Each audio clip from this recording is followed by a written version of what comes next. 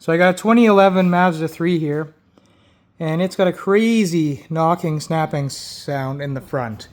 It sat for a year, and well, the right front brake caliper seized up, and I told her, I said, this caliper is seized solid. I know it's making noise, like it's making a snapping from the brakes.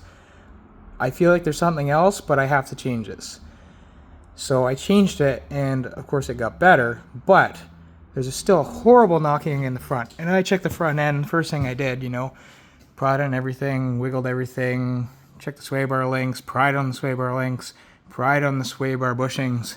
I got nothing. I opened the doors wide, rocked the body as hard as I could, couldn't get anything to show up. I started looking at this mount that was there, and because it's pretty worn out, but I don't see it worn out enough to make the noise. I rock the engine back and forth, can't hear it. So I'm looking, and